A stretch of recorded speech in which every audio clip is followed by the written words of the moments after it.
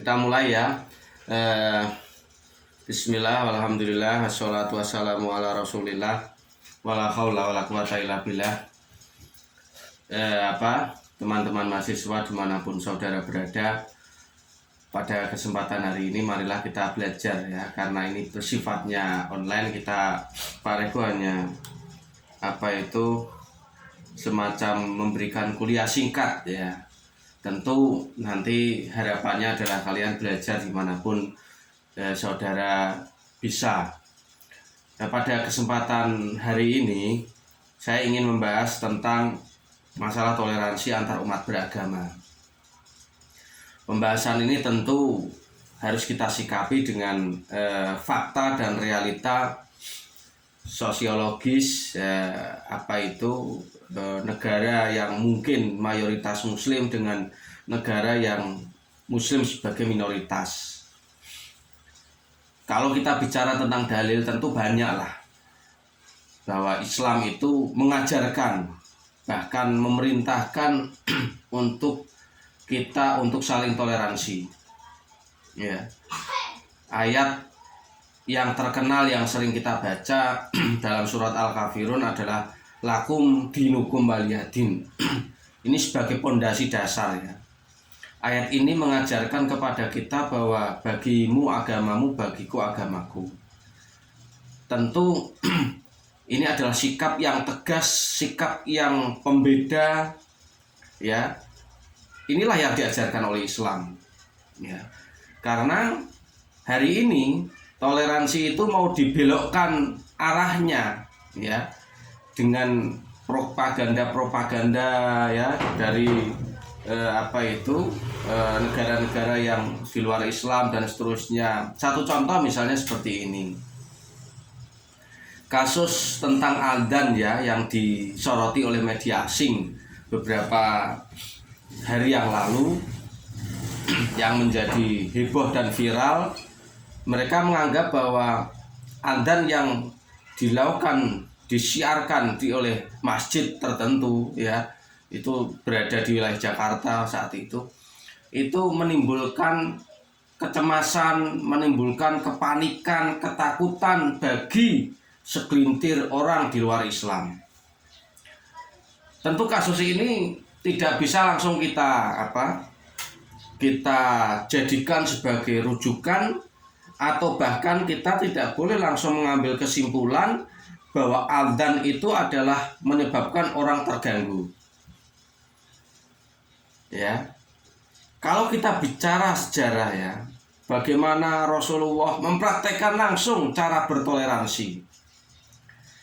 Beliau itu sebagai nabi, sebagai rasul, juga sebagai kepala negara Madinah saat itu. Dan warga-warga sipil yang ada di kota Madinah itu bukan hanya muslimin, ada orang Yahudi ya, ada orang Nasoro ya, ada orang munafik, bahkan munafikun ya.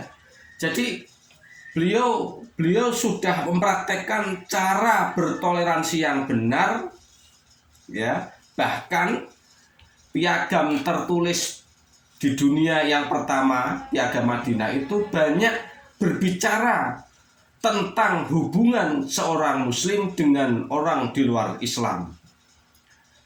Bagaimana kalau negara Madinah itu nanti diserang oleh orang-orang dari luar Madinah, maka warga masyarakat Madinah baik muslimin, Yahudi, Nasoro itu saling bahu-membahu untuk membantu.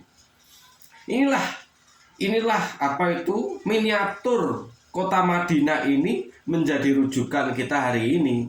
Dan adzan kenapa harus dipermasalahkan? Tentu kita harus menyikapi dengan bijak. Apakah jangan-jangan adzan itu juga menyalahi aturan, misalnya dengan membunyikan atau volumenya memang betul-betul tinggi ya. Tetapi harus diingat bahwa adzan itu adalah salah satu syiar agama kita, dan itu tidak pernah dipermasalahkan dalam sepanjang sejarah Islam ya.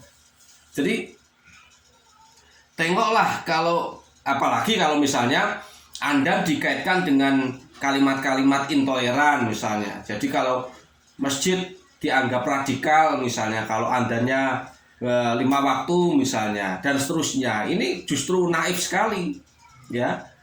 Islam tidak mengajarkan radikalisme. Islam tidak toleran, bukan agama yang intoleran, ya. Cobalah kita baca sejarah Nabi Shallallahu Alaihi Wasallam. Mau perang, jangan, Nabi memerintahkan kepada para sahabat pasukannya, jangan mengganggu para wanita-wanita, jangan mengganggu orang-orang yang sudah tua, jangan mengganggu anak-anak kecil, bahkan jangan sembarangan menebang pohon di pinggir jalan dan seterusnya. Ya, tidak hanya kepada manusia, bahkan kepada hewan, binatang. Itu nabi kita itu rahmatan lil alamin banget. Bagaimana ada keledai yang ditumpangi tunggangan yang luar biasa, keledai itu lapor kepada Rasul, ya. Terus akhirnya Nabi itu menegur pemilik keledai itu, jangan membebani hewan yang tidak sanggup dia untuk memikul beban yang berat.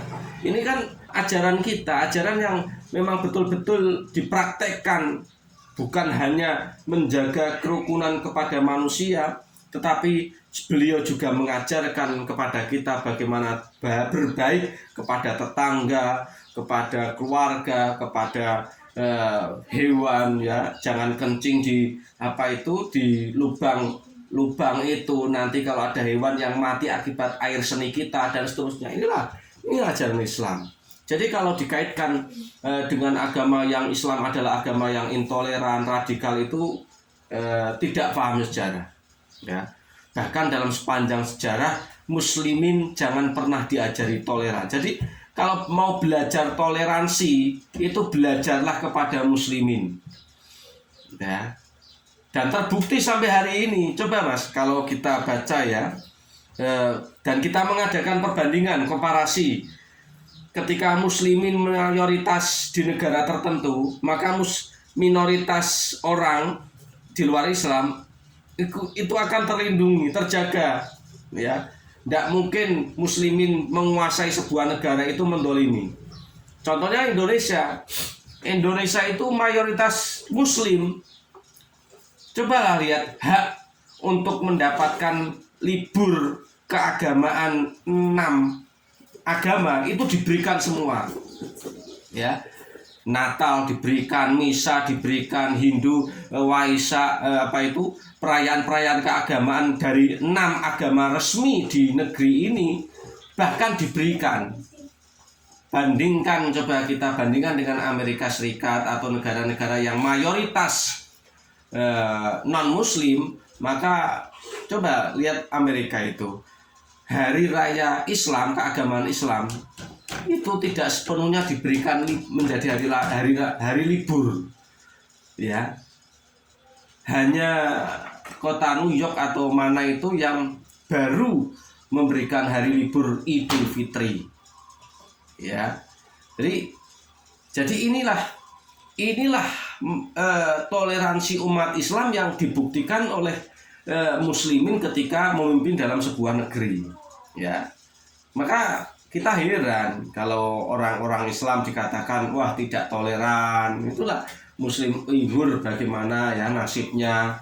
Muslim di Myanmar misalnya, Muslim di Cina itu justru mendapatkan perlakuan yang tidak adil di India misalnya. Dan hari ini media informasi yang sudah begitu luas, itu bisa kita jumpai berita-berita yang bisa kita dapatkan, ya.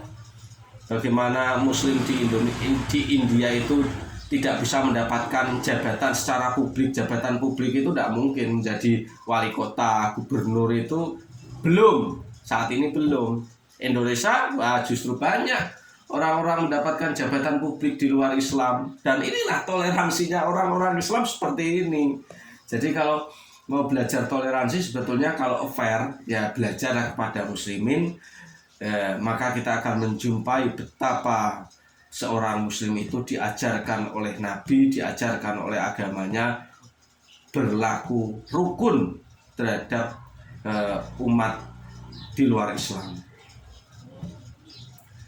Cuma yang perlu saya ingatkan, saudara semua dimanapun saudara berada, kita itu jangan over toleran. Karena hari ini ada segelintir orang Islam itu terlalu over toleransinya. Maksudnya bagaimana Pak? Maksudnya begini, yang dinamakan toleransi itu ketika umat Islam mau ikut merayakan perayaan agama lain. Yang dinamakan Muslim yang toleran itu adalah orang yang mau ikut misalnya perayaan Natal bersama, misa bersama. Ini over, ini bukan seperti itu, ya. Justru ketika kita paham bahwa agama Islam itu berbeda dengan agama lain, maka disitulah letak toleransi kita di situ, ya. Jadi kita memang berbeda, keyakinan agama kita berbeda dengan agama lain, ya. Jangan dicampur adukan dengan dalih toleransi, tidak bisa, ya. Saya punya kawan, bolehlah saya tak ikut Natalan di gerejanya, besok kalau Jumat dia mau di masjid saya, dan bukan seperti itu. Justru menjaga toleransi itu adalah menghargai atas perbedaannya masing-masing.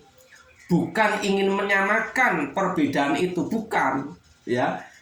Tetapi menghargai, kita berdiri di kaki kita sendiri, berdiri di keyakinan kita sendiri bahwa Islam adalah agama yang saya anut, itu berbeda dengan akidah atau keyakinan agama lain. Jadi silahkan saudara setiap minggu ke gereja, tidak akan pernah saya ganggu, dan jangan mengajak saya untuk ikut perayaan agama saudara. Sebaliknya, saudara pun juga tidak mungkin saya akan mengajak saudara ikut perayaan saya misalnya. Tidak mungkin saya juga akan memaksa saudara untuk pindah ke agama Islam misalnya. Tidak boleh juga seperti itu sikap Muslim. Jadi endingnya adalah, poinnya adalah toleransi bisa dijaga adalah toleransi yang berwibawa. Artinya apa? Kita dengan keyakinan kita menghargai perbedaan agama-agama lain tanpa harus menyamakan perbedaan itu. Tidak mungkin agama Islam kok disamakan dengan agama lain, kan tidak mungkin, ya. Tetapi kita tidak bisa juga memaksakan keyakinan kita kepada orang lain.